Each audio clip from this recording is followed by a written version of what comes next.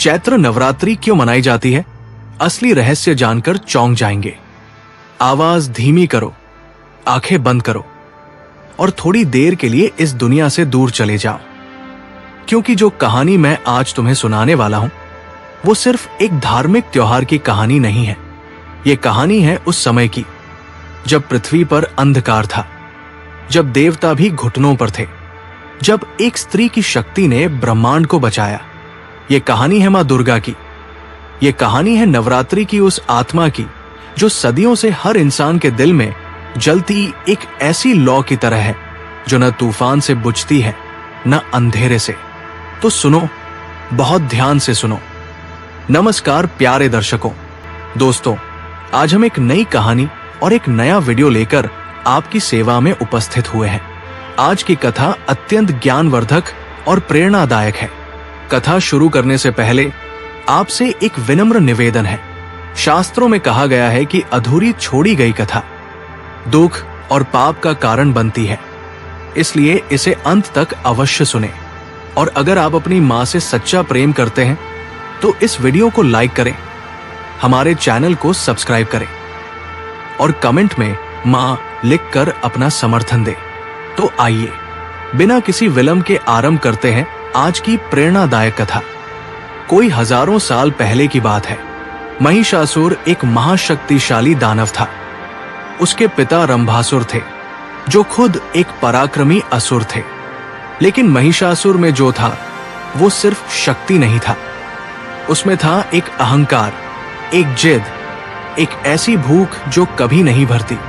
उसने सोचा, अगर मुझे सबसे ताकतवर बनना है तो मुझे ब्रह्मा जी से वरदान लेना होगा। वो हिमालय की सबसे ऊंची चोटी पर गया। वहां उसने कठोर तपस्या शुरू की। दिन बीते, महीने बीते, साल बीते।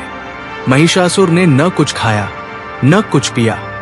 वो सिर्फ एक पैर पर खड़ा था, आंखें बंद, माथे पर सूरज की आग, पैरों के नीचे बर्फ की चट्टानें। देवता उसकी तपस्या देखकर घबरा गए। उन्होंने ब्रह्मा जी से कहा, हे प्रभु, इस दानव की तपस्या रोको, इसे वरदान मत दो। लेकिन ब्रह्मा जी बोले, जो सच्चे मन से तपस्या करता है उसे वरदान मिलना ही चाहिए। यही सृष्टि का नियम है। और एक दिन ब्रह्मा जी प्रकट हुए। महिषासुर ने आंखें खोली। उसके सामने चतुर्मुखी ब्रह्मा खड़े थे जिनके चेहरे पर वात्सल्य था। ब्रह्मा जी बोले, वत्स, तुम्हारी तपस्या से मैं प्रसन्न हूं। मांगो, क्या चाहिए तुम्हें? महिषासुर के होठों पर एक मुस्कान आई। वो मुस्कान जो जीत की नहीं थी, घमंड की थी। उसने कहा, हे ब्रह्मा, मुझे ऐसा वरदान दो कि मेरी मृत्यु किसी पुरुष के हाथों न हो। न देवता मुझे मार सके, न मनुष्य, न यक्ष, न गंधर्व। मैं अमर हो जाऊं। ब्रह्मा जी ने एक पल रुककर उसे देखा। उनकी आंखों में एक गहराई थी, जैसे वो जानते हों कि ये वरदान एक दिन इस दानव के लिए ही कारण बनेगा। उन्होंने कहा, तथास्तु, और वरदान दे दिया। लेकिन महिषासुर ने एक बात नहीं मांगी। उसने किसी स्त्री से रक्षा नहीं मांगी। उसे लगा था, स्त्री से क्या खतरा, वो तो कमजोर है, वो तो घर में बैठती है, वो तो शक्तिहीन है।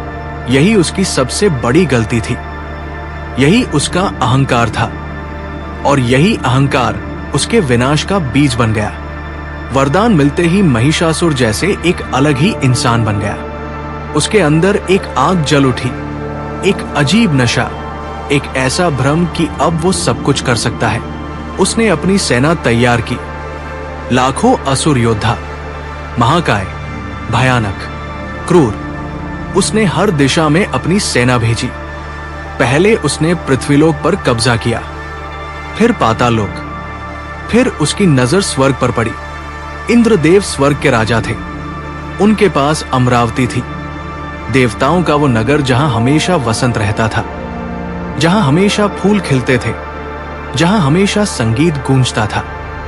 महिषासुर ने स्वर्ग के द्वार पर दस्तक दी। इंद्र ने अपनी सेना को रोकने के लिए भेजा। देवताओं ने पूरी ताकत लगाई। इंद्र ने खुद अपना वज्र उठाया, लेकिन महिषासुर अजेय था। वरदान की ताकत से उसने देवताओं को धूल चटा दी। इंद्र का वज्र टूट गया, वरुण देव का पाश कट गया, अग्नि देव बुझ गए, यम देव पीछे हट गए, और फिर वो पल आया जो देवताओं के लिए सबसे दर्दनाक था। महिषासुर अमरावती के सिंहासन पर बैठ गया। इंद्रदेव को अपना सिंहासन छोड़ना पड़ा। देवता स्वर्ग से निकाले गए। वो जो कभी अमरावती में रहते थे, वो पृथ्वी पर मनुष्यों की तरह भटकने लगे। ये अपमान था। ये सिर्फ शक्ति की हार नहीं थी, ये धर्म की हार थी, ये न्याय की हार थी। और जब धर्म हारता है, जब न्याय रोता है, तो एक ही आवाज उठती है, मां की आवाज। देवता भटक रहे थे। इंद्र, वरुण, यम, ब्रह्मा, विष्णु, महेश सब एक साथ थे, लेकिन सब असहाय थे। इंद्र के चेहरे पर आंसू थे। वो आंसू राजाओं के नहीं थे, वो एक ऐसे बेटे के आंसू थे जो घर से निकाल दिया गया हो। सभी देवता हिमालय की ओर चले, त्रिदेवों के पास पहुंचे। ब्रह्मा, विष्णु और महेश एक साथ बैठे थे। इंद्र ने कहा, हे प्रभु, महिषासुर ने सब कुछ छीन लिया। स्वर्ग हमारा नहीं रहा। पृथ्वी पर अत्याचार बढ़ रहा है। यज्ञ बंद हो गए। देवताओं का भोग नहीं मिल रहा। धर्म का नाश हो रहा है। हम क्या करें? ब्रह्मा जी बोले, महिषासुर को किसी पुरुष के हाथों मृत्यु नहीं मिल सकती। ये उसका वरदान है, लेकिन उसने एक भूल की। उसने किसी स्त्री से अपनी रक्षा नहीं मांगी। विष्णु जी मुस्कुराए, एक ऐसी मुस्कान जिसमें रहस्य था, एक ऐसी मुस्कान जिसमें उत्तर था। वो बोले, तो फिर एक स्त्री ही महिषासुर का अंत करेगी, लेकिन वो कोई साधारण स्त्री नहीं होगी। वो होगी महाशक्ति, वो होगी आदिशक्ति, वो होगी जगदम्बा। और फिर जो हुआ वो ब्रह्मांड की सबसे अविश्वसनीय घटना थी। सभी देवताओं के शरीर से एक तेज निकला, एक दिव्य प्रकाश। ब्रह्मा जी का तेज, विष्णु जी का तेज, महादेव का तेज, इंद्र का तेज, अग्नि का तेज, वरुण का तेज, यम का तेज, सूर्य का तेज, सभी का। वो सारे तेज एक जगह मिले, एक महापुंज बना, एक ऐसा प्रकाश जो आंखों को चौंधिया दे, जो अंधकार को चीर दे। और उस प्रकाश में से एक नारी का रूप प्रकट हुआ, मां दुर्गा।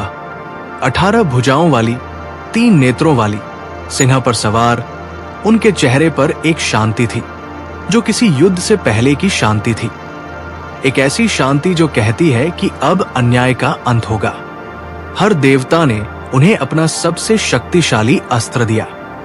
इंद्र ने वज्र दिया, वरुण ने शंख दिया, अग्नि ने शक्ति दी, यम ने दंड दिया, वायु ने धनुष बाण दिए, विष्णु जी ने सुदर्शन चक्र दिया, महादेव ने त्रिशूल दिया, ब्रह्मा जी ने कमंडल दिया, हिमालय ने सिंह दिया सवारी के लिए, और मां दुर्गा खड़ी हो गई।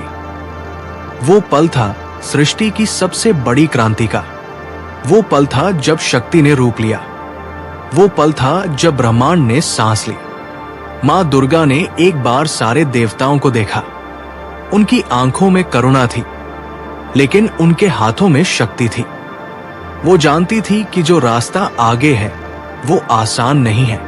वो जानती थी कि जो होना है उसमें रक्त बहेगा, धरती कांपेगी, आकाश हिलेगा। लेकिन वो ये भी जानती थी कि अन्याय को रोकना होगा। महाशक्ति ने युद्ध का बिगुल बजाया। उनकी सिन्नाद ऐसी थी कि तीनों लोग कांप उठे। महिषासुर अपने सिंहासन पर बैठा था। उसके पास आया एक दूत, घबराया हुआ, सांस फूल रही थी। दूत ने कहा, महाराज, एक स्त्री ने युद्ध की चुनौती दी है। महिषासुर हंसा, एक ठहाका जो स्वर्ग तक गूंजा। उसने कहा, एक स्त्री? क्या मजाक है ये? जाओ, उसे कह दो कि मेरे साथ विवाह कर ले, युद्ध क्यों करे। दूत ने कहा, महाराज, वो कोई साधारण स्त्री नहीं है। वो सभी देवताओं के तेज से बनी है। 18 भुजाएं हैं उनकी, सिंह पर सवार है वो। महिषासुर ने एक बार और हंसा, लेकिन इस बार उसकी हंसी में थोड़ी घबराहट थी। उसने अपने सेनापतियों को बुलाया। उसने कहा, जाओ उस स्त्री को पकड़ कर लाओ। और युद्ध शुरू हुआ। ये वो युद्ध था जो 9 दिनों तक चला। हाँ, 9 दिन। और यही 9 दिन नवरात्रि बने। यही वो 9 रातें हैं जो हम आज भी मनाते हैं। आओ एक एक दिन को जीते हैं, एक एक रूप को समझते हैं। पहले दिन मां दुर्गा ने शैलपुत्री का रूप धारण किया। शैल यानी पर्वत, पुत्री यानी बेटी। वो पर्वतराज हिमालय की पुत्री है। सफेद वस्त्र, हाथ में त्रिशूल, माथे पर चंद्रमा, नंदी बैल पर सवार। शैलपुत्री शक्ति की नींव है। जिस तरह पर्वत स्थिर रहता है, तूफानों में भी नहीं हिलता, उसी तरह मां शैलपुत्री हमें स्थिरता देती है। पहले दिन महिषासुर की सेना का पहला दस्ता आया। हजारों असुर, भयानक, विशाल।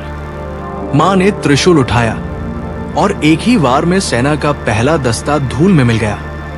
महिषासुर के सेनापति ने देखा और उसके पैरों तले जमीन खिसक गई। दूसरे दिन मां ने ब्रह्मचारिणी का रूप लिया। सफेद वस्त्र, हाथ में जपमाला, हाथ में कमंडल। ब्रह्मचारिणी यानी जो ज्ञान और तपस्या में लीन हो। ये रूप हमें बताता है कि सिर्फ शक्ति काफी नहीं है, ज्ञान भी चाहिए, धैर्य भी चाहिए। दूसरे दिन महिषासुर ने अपने सबसे चालाक असुर को भेजा जो माया जाल बुनता था। लेकिन मां ब्रह्मचारिणी के ज्ञान के सामने माया टिक नहीं सकती। वो असुर पराजित हुआ। तीसरे दिन मां का रूप था चंद्रघंटा। माथे पर अर्धचंद्र जो घंटे के आकार का था।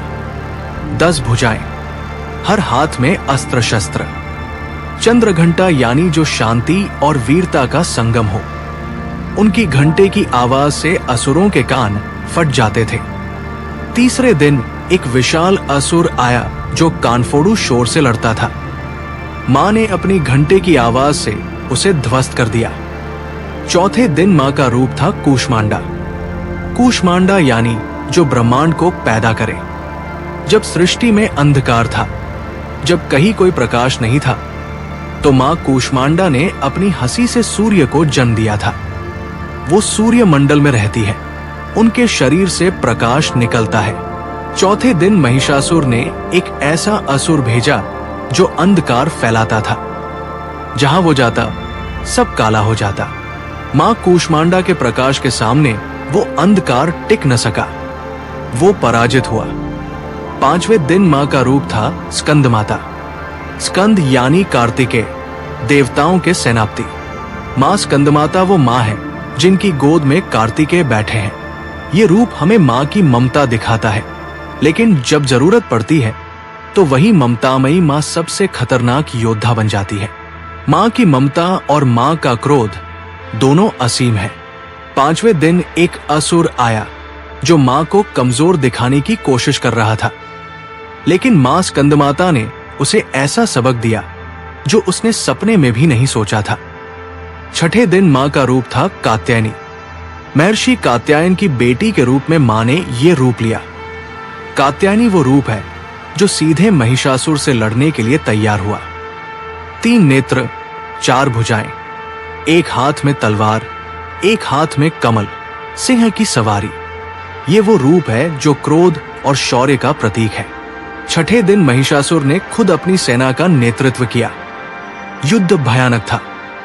पृथ्वी कांपी, आकाश हिला, नदियां उल्टी बहने लगी। लेकिन मां कात्यायनी के आगे महिषासुर की सेना टिक नहीं सकी। 7वें दिन मां ने सबसे भयानक रूप लिया। मां कालरात्रि, काला वर्ण, बिखरे हुए बाल, 3 नेत्र जिनसे अग्नि निकलती है, नाक से धुआं, हाथ में कठार और लोहे का कांटा। ये वो रूप है जो काल को भी भय देता है। महिषासुर ने इस रूप को देखा और पहली बार उसके दिल में डर उठा। लेकिन घमंड इतनी जल्दी नहीं जाता। उसने कहा, मैं भी डरा दूंगा। लेकिन मां कालरात्रि के आगे उसका डर भी हार गया। 8वें दिन मां ने महागौरी का रूप लिया। गोरा वर्ण, सफेद वस्त्र, सफेद बैल की सवारी। ये वो रूप है जो शांति का, पवित्रता का, क्षमा का प्रतीक है। ये वो रूप है जो बताता है कि मां सिर्फ दंड नहीं देती, वो क्षमा भी करती है। जो पापी सच्चे मन से माफी मांगे उसे मां महागौरी माफ कर देती है। लेकिन महिषासुर ने माफी नहीं मांगी। उसका घमंड उसे झुकने नहीं दे रहा था। 9वां दिन, अंतिम दिन, मां का रूप था सिद्धिदात्री, वो जो सारी सिद्धियां देती है। अणिमा, महिमा, गरिमा, लघिमा, प्राप्ति, प्राकाम्य, ईशित्व, वशित्व, 8 सिद्धियां। ये वो रूप है जो बताता है कि मां सर्वशक्तिमान है। 9वें दिन महिषासुर अंतिम बार आया। वो जानता था कि ये उसका अंतिम दिन है। कहीं न कहीं उसे महसूस हो रहा था, लेकिन घमंड फिर भी था। उसने एक बार फिर अपना रूप बदला। वो अपना असली रूप, भैंसे का रूप, बदल बदल कर लड़ रहा था। कभी सिंह बनता, कभी हाथी, कभी असुर, लेकिन मां की आंखें उसे जानती थी। मां ने त्रिशूल उठाया, पूरा आकाश गूंज उठा और वो त्रिशूल महिषासुर के सीने में उतर गया। महिषासुर गिरा, वो जो कभी अमर था, वो जो स्वर्ग का राजा बन बैठा था, वो जिसने देवताओं को नचाया था, वो धरती पर गिरा। उसकी आंखों में अंत में एक भाव था, पछतावा। शायद उसे समझ आया था कि जो शक्ति दिखाई देती है वो शक्ति नहीं होती। असली शक्ति वो होती है जो न्याय के साथ हो। मां ने उसे देखा। उनकी आंखों में क्रोध नहीं था, उनकी आंखों में एक गहरी शांति थी। महिषासुर का अंत हो गया, अन्याय का अंत हो गया। जब महिषासुर गिरा तो तीनों लोकों में एक ऐसी खामोशी छा गई जो जीत की खामोशी होती है। फिर एक आवाज उठी, देवताओं की आवाज, जय मां दुर्गा। स्वर्ग के द्वार फिर खुले। इंद्रदेव वापस अमरावती गए। देवता अपने अपने स्थान पर लौटे। यज्ञ फिर शुरू हुए। धरती पर धर्म वापस आया। फूल बरसे, दीप जले, संगीत गूंजा। और यही जश्न, यही खुशी, यही विजय आज भी हम मनाते हैं। नवरात्रि, 9 रातों का ये त्योहार उन्हीं 9 दिनों की याद है जब मां दुर्गा ने महिषासुर से लड़कर ब्रह्मांड को बचाया था। लेकिन यहीं पर एक सवाल उठता है, नवरात्रि तो साल में 2 बार आती है, तो चैत्र नवरात्रि खास क्यों है? ये सवाल बहुत गहरा है और इसका जवाब इससे भी गहरा है। चैत्र यानी हिंदू कैलेंडर का पहला महीना। जब चैत्र शुक्ल प्रतिपदा आती है तो हिंदू नव वर्ष शुरू होता है। सोचो एक पल के लिए, जब साल की शुरुआत होती है तो हम क्या करते हैं? हम मां को याद करते हैं, हम मां से आशीर्वाद मांगते हैं, क्योंकि हर शुरुआत में मां होनी चाहिए। हर नई यात्रा में मां का हाथ होना चाहिए। ये एक गहरा सत्य है जो हमारे पूर्वजों ने समझा था। लेकिन चैत्र नवरात्रि का एक और रहस्य है, एक ऐसा रहस्य जो बहुत कम लोग जानते हैं। वो रहस्य है भगवान राम का। हाँ, भगवान राम। रामायण में लिखा है कि जब रावण ने माता सीता का अपहरण किया तो भगवान राम ने रावण से युद्ध करने से पहले एक काम किया। उन्होंने मां दुर्गा की पूजा की। चैत्र नवरात्रि में 9 दिन तक ऋषि अगस्त्य ने भगवान राम को आदित्य हृदयम का पाठ करने से पहले ये बताया था कि पहले मां दुर्गा का आशीर्वाद लो, तब जाकर रावण पर विजय मिलेगी। भगवान राम ने चैत्र नवरात्रि के 9 दिन मां दुर्गा की पूजा की। इसीलिए रामनवमी नवरात्रि के बाद आती है। ये एक आध्यात्मिक सत्य है। मां की पूजा के बाद ही विजय मिलती है। मां का आशीर्वाद लिए बिना कोई भी युद्ध नहीं जीता जा सकता। ये सिर्फ एक धार्मिक बात नहीं है, ये जीवन का एक सत्य है। जब भी हम किसी कठिन काम की शुरुआत करते हैं, हम मां को याद करते हैं। यही चैत्र नवरात्रि का सबसे गहरा संदेश है। ये कहानी खत्म हुई, लेकिन मां की कहानी कभी खत्म नहीं होती। जब भी जिंदगी में अंधेरा हो, मां को याद करो। जब भी जिंदगी में महिषासुर आए, मां की शरण में जाओ। जब भी जिंदगी में वसंत आए, मां का शुक्रिया करो, क्योंकि मां सदा थी, मां सदा है, मां सदा रहेंगी। नवरात्रि